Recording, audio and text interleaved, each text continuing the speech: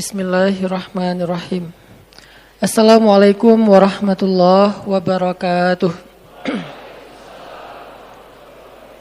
Pada kesempatan ini kita akan belajar satu hal yang bagi sebagian orang mungkin masih dianggap hal yang sinis.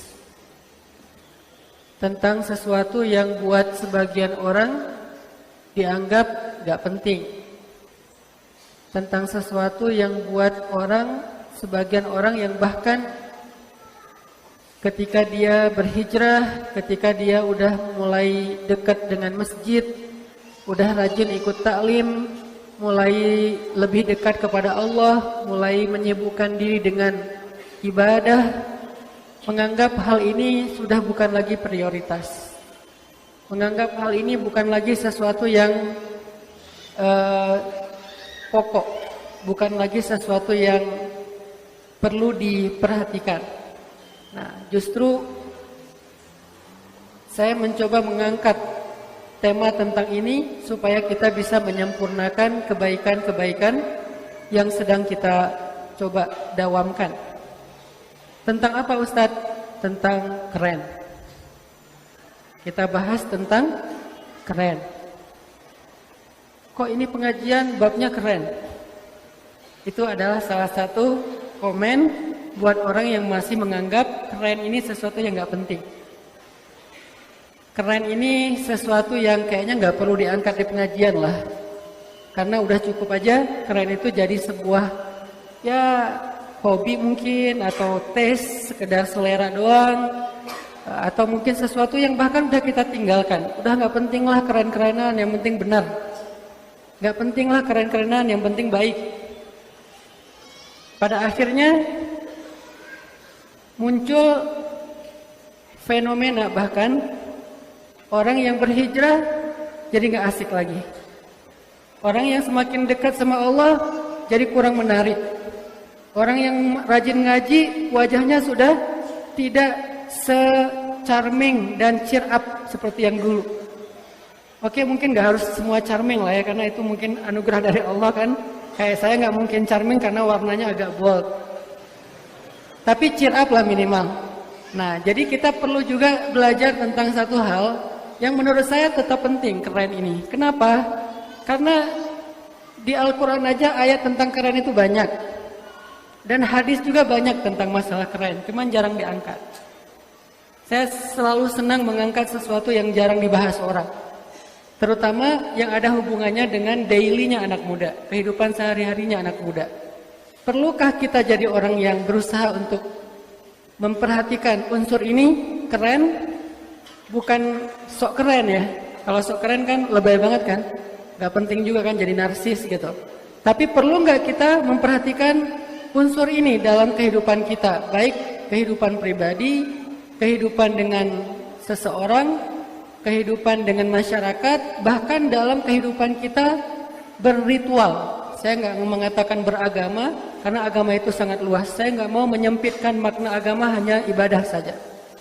Artinya semua kehidupan kita itu artinya bagian dari agama Islam, sehingga nggak bisa dipisahkan. Tapi secara spesifik, perlu nggak kita memperhatikan unsur keren dalam ibadah kalau perlu, dalam ritual.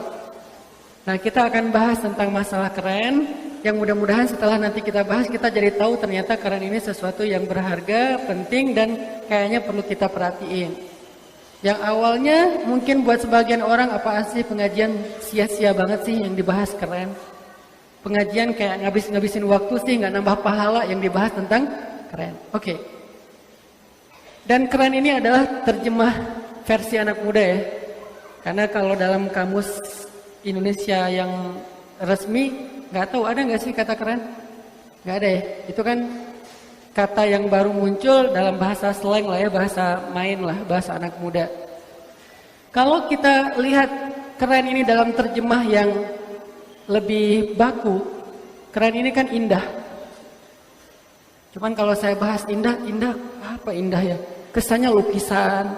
Jadi kurang luas makna indah kalau dalam benak anak muda. Tapi kalau dalam benak mungkin orang-orang yang kehidupannya resmi, educated, bentuknya kuliah, mungkin akan lebih paham indah. Dalam bahasa Arab disebut dengan al-jamal. Disebut dengan al-jamal. Dan al-jamal ini adalah pembahasan yang ada di dalam banyak ayat Al-Quran dan di dalam banyak hadis-hadis Nabi SAW.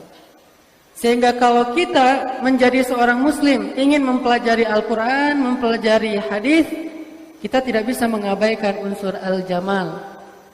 Bahkan para ulama mengatakan ada 3 hal yang menjadi kebutuhan dasar manusia dalam hidup. Ada 3 hal yang menjadi kebutuhan dasar manusia dalam hidup. Pertama, manusia butuh kepada al-haq, kebenaran. Yang kedua, manusia butuh kepada al-khair, kebaikan. Dan yang ketiga, manusia butuh kepada al-jamal, keindahan. 3 hal ini adalah kebutuhan dasar manusia. Di mana makan dan minum Ustaz, khair, kebaikan. Di mana agama Ustaz, hak, kebenaran. Di mana moral Ustaz, al-jamal, keindahan. Jadi agama dalam makna syariat, karena agama lebih luas lagi, bukan din mungkin, syariat, kemudian kehidupan, kebutuhan-kebutuhan kita, dan kemudian moralitas. Dan al-jamal masuk di dalam masalah-masalah moral secara lebih luas. Sehingga kata ulama, yang namanya manusia itu pasti mencari salah satu atau 3-tiganya di antara 3 hal ini. Satu, mereka mencari hak yang benar. Kedua, mereka mencari khair yang baik. Dan ketiga, mereka mencari jamal yang indah. Dan kalau kita bisa berusaha untuk menyempurnakan atau memberikan porsi secara baik kepada 3 hal ini, maka insya Allah kita sudah mulai menyempurnakan agama kita. Bahkan tadi pagi juga saya dikasih kesempatan untuk ngasih kajian Maulid Nabi di masjid ini. Tadi pagi sama Pemkot, saya membahas tentang 3 bentuk sunnah nabawiyah. Karena peringatan Maulid, saya mengangkat lagi tentang sunnah-sunnah Nabi. Salah satunya sunnah surah, penampilan. Kemudian sirah, activity. Kemudian sarirah, tes, perasaan. Ternyata sunnah Nabi pun bukan hanya soal ibadah, bukan hanya soal jihad, bukan hanya soal perbuatan Nabi, sampai surah, penampilan, dan juga sarirah, tes, keindahan dalam berperasaan, itu juga bagian dari sunnah Nabi SAW. Jadi tidak bisa kita kesampingkan, pembahasan tentang jamal ini adalah pembahasan yang penting. Kadang-kadang kita tuh kita anggap sesuatu yang substansial itu adalah hanya hak saja. Padahal substansi itu 3, baru disebut substantif. Kalau kita bisa memenuhi 3 unsur ini, 1 hak, khair, jamal. Selama ini pemahaman kita tentang substansi adalah sesuatu yang penting benar aja deh. Terserah nanti efeknya, ini khair, efek baik atau buruknya, mudarat atau manfaatnya itu khair. Atau terserah orang bilang ini nggak menarik atau apa, yang penting kita udah menyampaikan kebenaran. Nggak bisa, nggak cukup. Kita harus berusaha untuk menyempurnakan 3-tiganya. Misalnya dalam urusan jodoh, dalam urusan hubungan. Apa maksud dari benar dalam urusan hubungan? Hak. Apa maksudnya? Hubungan kita itu diridhoi Allah. Hubungan kita itu nggak menyelisihi syariat. Hubungan kita itu benar sesuai dengan tuntunan agama. Apa? Kalau belum halal maka ta'aruf. Ta'aruf itu ada fikihnya kan? Bukan ta'aruf tapi mesra. Ta'aruf aja, ada fikihnya. Nah itu juga nggak lama. Masa ta'aruf setahun gitu kan nggak ya? Ta'aruf mah beberapa hari atau beberapa minggu lah, nggak lama-lama. Nanti kalau mau lebih hak lagi, akad nikah. Berarti hubungan yang sudah halal dengan akad nikah, maka sudah memenuhi unsur yang pertama, hak. Tapi hak saja belum sempurna. Jadi kayak kita datang ngelamar cewek, ditolak. Terus kita komplain, saya kan niatnya baik. Saya niatnya pengen membenarkan hubungan kita, kenapa ditolak? Mungkin kita kurang 2 hal. Kurang khair, kurang jamal. Jadi nggak ada salahnya juga kalau ditolak. Karena emang belum menyempurnakan 3 kebutuhan. Kita hanya datang dengan modal niat saya baik. Saya pengen nikah, harusnya diterima dong. Orang niatnya pengen lillahi ta'ala kok ditolak. Nah ini nih, idealis tapi dia belum perfect. Walaupun dia bilang perfeksionis tapi itu nggak perfect sebetulnya. Hanya idealis tapi parsial, belum sempurna agamanya. Tidak syumuliyah, tidak menyeluruh, tidak komprehensif. Terus apalagi yang kedua, khair. Apa khair? Kebaikan, manfaat. Itu yang harusnya kita bawa juga selain niat baik. Bahwa saya niat baik pengen memperbaiki hubungan biar lillahi ta'ala, biar Allah ridho, biar halal, biar berkah gitu kan. Hak. Khairnya apa? Alhamdulillah saya udah mapan. Itu khair. Alhamdulillah saya orangnya bertanggung jawab. Itu khair. Alhamdulillah insyaallah cara kita ngomong itu santun. Itu khair. Jadi khair sesuatu yang memberi manfaat untuk orang lain. Itu khair. Apakah kita menjadi orang yang seperti itu? Karena Nabi mengatakan khairun nas anfa'uhum linnas. Sebaik-baik manusia yang paling banyak manfaatnya untuk orang lain. Berarti nggak hanya kita datang membawa hak. Apa niat adik? Niat saya menyampaikan risalah Allah. Ingin menyempurnakan agama. Kan hak kan? Ingin menyempurnakan. Apa maksudnya menyempurnakan agama dek? Nikah pak. Karena kalau belum nikah, bapak tahajud, bapak puasa, bapak segala macam. Kalau belum nikah, maka nggak akan sempurna agamanya. Nah, saya kan udah punya anak, oh ya maaf pak lupa. Menceramahi orang yang udah mengamalkan, kita yang belum mengamalin. Jadi artinya kita kayak sok kepedean banget bermodalkan hak saja, nggak cukup teman-teman. Balighu anni walau ayah, sampaikan dariku walaupun 1 ayat, itu masuk kategori mana? Hak. Sudah cukup, masih banyak ayat yang lain. Ud'u ila sabili rabbika bil hikmah wal mau'izatil hasanah wajadilhum billati ahsan. Hikmah, mau'izah hasanah, ahsan. Apa maksudnya? Hikmah, hak. Mau'izah hasanah, khair. Ahsan, jamal. Baru kita berdakwah ketika kita udah memenuhi tiga unsur itu. Nggak cukup, yang penting kan udah benar. Yang saya sampaikan kan ayatnya benar, yang saya sampaikan kan hadisnya sahih. Nggak cukup ayat dan benar dan sahih saja, karena itu baru hak, belum khair, belum jamal. Kalau kita tidak menyampaikannya dengan konteks yang tepat. Jadi niat kita datang pengen menyempurnakan agama, hak. Tapi khairnya apa? Insya Allah saya siap dengan mahar berapapun yang bapak minta. Wis, berapapun nih, berapapun. Emang punya berapa? Punya banyak. Ya udah, 10 miliar siap. Wes, pede banget kan? 10 miliar kamu punya? Enggak. Terus dari mana? Allah yang kasih.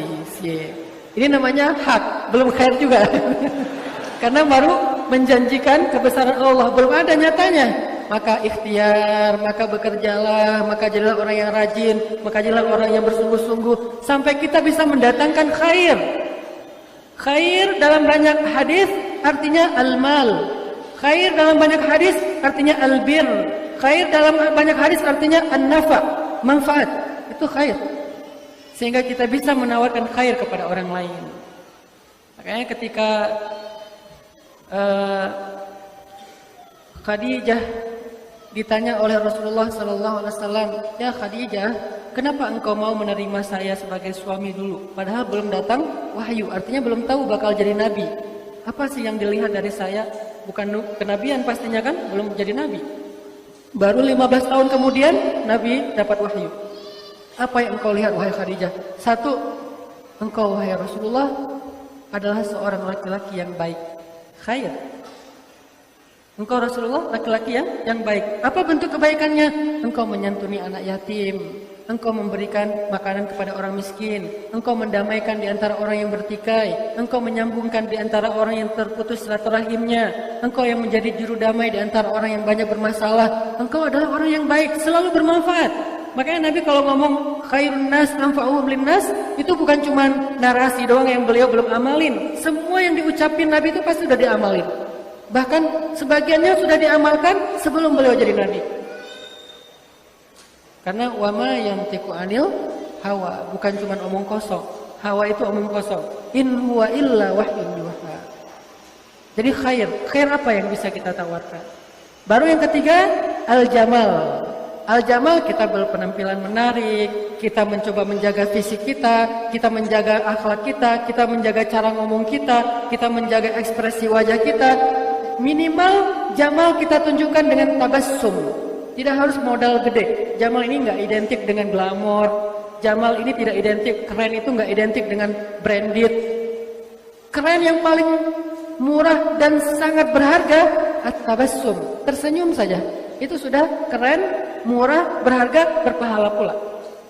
Sehingga Nabi mengatakan, la tahqiranna minal ma'rufi syai'a. Janganlah kalian meremehkan kebaikan walaupun kecil, walau antal akhaka biwajhin talik, walaupun hanya sekedar bertemu dengan saudaramu dengan wajah berseri-seri, artinya tersenyum, itu juga kebaikan. Tabassumuka liwajhi akhika falaka sedekah. Kamu tersenyum ke wajah saudaramu, itu adalah sedekah. Ini namanya jamal. Sehingga ketika seorang laki-laki memilih calon istrinya, maka Nabi SAW menyuruh kita memperhatikan 4 kriteria kan? Bahkan kriteria yang pertama apa? Jamal. Tungkahul mar'ah li arba'ah. Yang nomor 1, li jamaliha. Seseorang cewek dinikahi karena 4 hal yang dilihat. Yang pertama, keren. Ini cewek kece nih. Ini cewek cantik nih. Ini cewek menarik nih. Jamal. Kenapa Nabi meletakkan jamal di awal? Walaupun yang paling benar itu hak. Yang paling utama itu hak kan? Din. Tapi din, hak ditaruh di keempat. Nomor 1, jamal. Nomor 2 dan 3, khair. Li jamaliha wali nasabiha wali amwaliha wali diniha. Untuk kecantikannya itu yang pertama, kemudian nasabnya, kemudian hartanya. Ada yang beriwayat kemudian pertama, yang kedua hartanya, yang ketiga nasabnya. Ini khair, kebaikan. Dan baru yang keempat, li diniha, benar dan tidak bisa ditawar, agama. Walaupun kemudian Nabi mengatakan kalau kamu harus memilih. Kalau nggak harus memilih kan pengennya 4-4-nya ya. Kalau harus memilih maka pilihlah agama. Tapi walaupun kayak gitu tetap aja yang Nabi taruh di depan li jamaliha, penampilan. Karena emang itu duluan yang kita tahu. Nggak mungkin kita langsung tahu dia taat atau enggak kecuali kalau kita udah dekat. Kita udah ta'aruf, tanya dulu ke orang yang ada di sebelahnya, sahabatnya, gurunya, keluarganya. Kita baru tahu oh ternyata dia agamanya baik.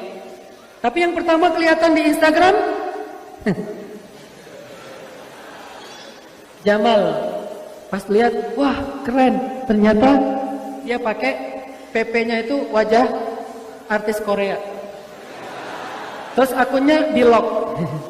Sehingga kita fitnah gitu, nggak tahu. Pas ketemu orangnya, Masya Allah, artis Hollywood. Nah, gitu deh, jamal namanya. Makanya kita harus juga perlu membahas sesekali tentang pentingnya menjaga jamal atau indah kalau dalam bahasa resmi, cuman kalau dalam bahasa anak muda itu keren lah, kece. Dan ini sesuatu yang penting. Bahkan Nabi SAW bersabda dalam hadis riwayat Muslim, dan hadis ini hadis sahih. Apa kata Nabi? Innallaha jamilun yuhibbul jamal. Allah itu maha indah dan mencintai keindahan. Cuman indah ini kan terjemah baku. Saya pengen menerjemahkannya ke dalam terjemahan anak muda. Walaupun sebagian orang masih agak takut dengan terjemahan ini, merasa nggak biasa dengan terjemahan ini, bahkan menganggap terjemahan ini agak asing. Sesuatu yang asing dianggap aneh dan akhirnya ditolak. Padahal tidak selalu kayak gitu. Saya menerjemahkannya, Innallaha jamilun yuhibbul jamal. Allah maha indah dan mencintai keindahan. Saya terjemahkan, Allah maha keren dan mencintai kekerenan. Allah maha keren. Benar syubhat ini Ustaz. Ntar dulu, keren itu emang negatif. Karena dia tidak gaul, nggak main sama anak muda, jadi buat dia kata keren itu negatif. Padahal tidak semua kalimat yang kita nggak biasa, nggak common itu artinya negatif. Boleh nggak kita menerjemahkan Al-Quran ke bahasa Korea? Boleh? Tapi kan itu dipakai sama drakor, dipakai sama K-pop. Apakah gara-gara itu terus kalimat-kalimat terjemahan bahasa Korea menjadi mencela Al-Quran? Tidak. Bukan berarti ketika bahasa itu dipakai oleh orang yang mungkin belum taat kepada Allah, lantas bahasanya menjadi tercela, diksinya menjadi tercela, kamusnya menjadi tercela. Enggak, itu kan bahasa untuk memahami teks yang ideal.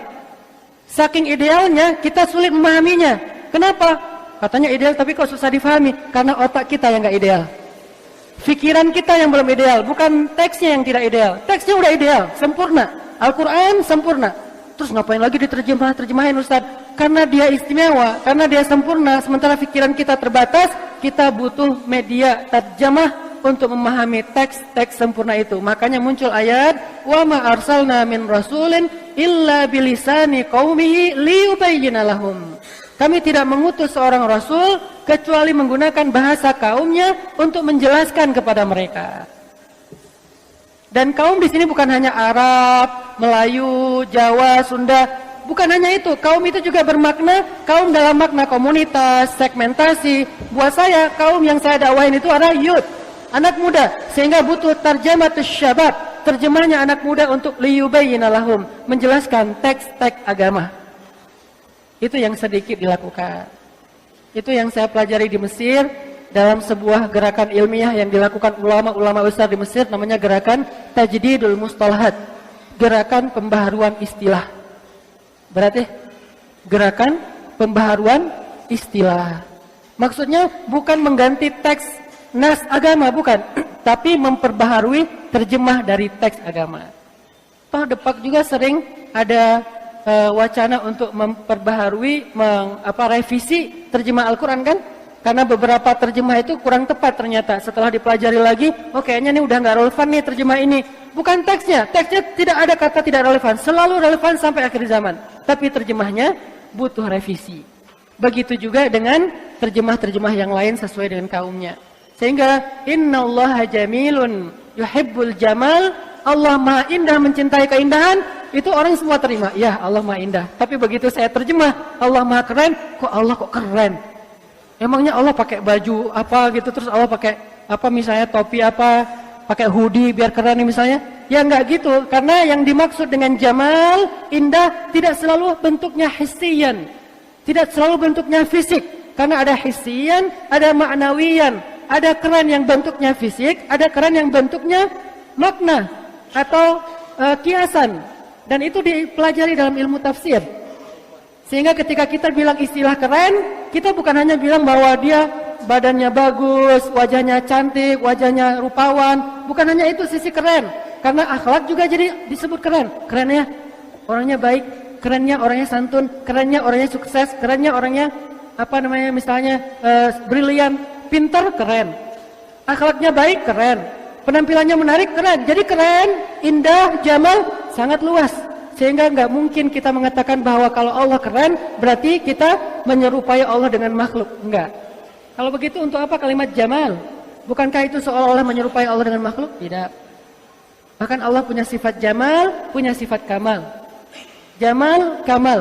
Jamalnya apa? Latifun, rahimun, ghafurun, syakurun, wadudun. Itu jamal. Kamal, azizun, jabbarun, syadidun. Itu kamal. Ini kalau kita pakai teori akidah ya. Rububiyah, uluhiyah, asma, sifat. Cuman saya nggak mau terlalu terjebak dalam teori dan istilah-istilah. Kita langsung translate aja deh, bahasa yang santai. Saya nggak menyebutkan rububiyah, uluhiyah, asma, sifat, mana jamal, mana kamal. Ini mungkin untuk studi ilmiah, calon-calon dosen, calon-calon ustadz. Tapi buat kita yang bentuknya aplikatif sehari-hari, libatkan Allah dalam hidup kita. Itu rububiyah sebetulnya. Apalagi mention Allah, itu asma dan sifat sebetulnya kan ya. Cuman kita pakai tarjamatus syabab, terjemahnya anak muda. Karena mention ini dekat dengan benak anak muda karena kita terbiasa dengan sosial media. Mention, japri. Kok Allah kok di japri? Emang Allah punya Instagram? Allah punya WhatsApp? Japri itu artinya kalau dalam bahasa Arab Al-Quran itu artinya al-unsu billah, berduaan dengan Allah. Munajat, bermunajat kepada Allah. Cuman kan istilah ini istilah pesantren ya. Ketika kita bawa ini ke kafe, kita bawa ini ke tempat main, maka istilah munajat. Jadi kesannya, aduh berat ya. Saya belum layak untuk munajat. Ya udah japri Allah aja. Oh bisa dijapri? Bisa, santai. Tinggal, ya Allah ada masalah nih dikit. Kan gitu kan? Kayak gitu banget. Sederhana sebetulnya cara kita muamalah dengan Allah. Gak usah dibikin ribet, gak usah dibikin kaku, birokrasi yang sangat rumit gitu. Sederhana sekali. Dan Allah itu paham banget konteks hambanya. Makanya ada kalimat wa huwa ma'akum aina ma kuntum, bukan wa huwa ma'akum idza kuntum fil masjid. Dia bersama kalian kalau kalian di masjid. Bukan. Wa huwa ma'akum aina ma kuntum. Di kafe, wa huwa ma'akum. Di tempat main, wa huwa ma'akum. Dia bersama kalian. Di jalan, wa huwa ma'akum. Dia bersama kalian. Di mall, wa huwa ma'akum. Dia bersama kalian. Jadi gunakanlah bahasa-bahasa tempat kalian nongkrong untuk bermunajat, untuk ngejapri, untuk bercurhat ke Allah Subhanahu wa taala. Ini lebih kepada terjemah. Sehingga saya insya Allah ngertilah dikit-dikit dan bertanggung jawab terhadap diksi, perubahan terjemah dari yang biasanya kepada yang baru. Tapi emang konsekuensi dari sebuah pembaharuan itu adalah penolakan. Itu emang konsekuensi di awal. Tapi ketika ini dihentikan, maka tidak akan ada pembaharuan. Saya tidak akan menghentikannya. Kalau ada yang salah, saya akan langsung ralat. Tapi bukan berarti saya akan menghentikannya. Kenapa? Karena tajdid adalah salah satu di antara kebutuhan umat. Pembaharuan adalah salah satu di antara kebutuhan umat. Dan saya tidak akan bicara tentang teori pembaharuan. Tapi saya mencoba untuk memprogram pembaharuan itu. Karena pembicaraan tentang teori pembaharuan itu sudah lama.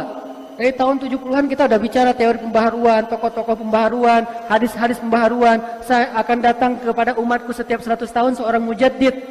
Ini kan narasi pembaharuan kan? Mana program pembaharuannya? Salah satu program pembaharuannya adalah mengganti terjemah sesuai dengan kebutuhan segmen dakwah. Buat saya ini sebuah gerakan pembaharuan dan harus ini kebutuhan umat, bukan pengen seru-seruan, pengen keren, pengen viral, pengen terkenal, bukan. Ini kebutuhan umat. Sejak kita menterjemah dengan terjemah baru terhadap teks agama, akhirnya anak muda mulai merasa nyaman kan untuk belajar agama. Nyaman belum tentu benar, tapi nyaman bagian dari jamal. Dan insya Allah kita berusaha untuk sebenar mungkin. Qaribu wasaddidu kata Nabi, berusaha untuk dekat dan berusaha untuk lurus, walaupun belum tentu hak. Kita berusaha saja. Qaribu wasaddidu, qulu qawlan sadidan. Itu yang saya pelajari di Mesir cukup serius. Yang saya bilang, saya lebih interest knowledge saya itu lebih ke movement, pergerakan. Yang saya katakan Ustaz Abdul Somad, kita berdua sama jurusannya, tafsir, hanya beda kota. Kalau saya mungkin di Kaironya, beliau kayak di Bandungnya gitu, 2 jam dari Kairo, di Mansur namanya. Sama-sama belajar tafsir, tapi pas keluar interestnya beda. Beliau di fikih, sehingga jadi qadhi, jadi hakim. Kalau nanya hukum, Ustaz apa hukum ini? Ustaz Abdul Somad. Kalau Ustaz Adi Hidayat mungkin lebih banyak ke wawasan sejarah. Kalau saya lebih senang dengan harokah, senang dengan movement, senang dengan sebuah pergerakan. Dan dalam pergerakan itu selalu identik dengan tajdid, pembaharuan. Karena yang namanya pergerakan artinya merubah masyarakat kepada sesuatu yang lebih baik semampu kita. Dan itulah yang dilakukan Rasulullah SAW.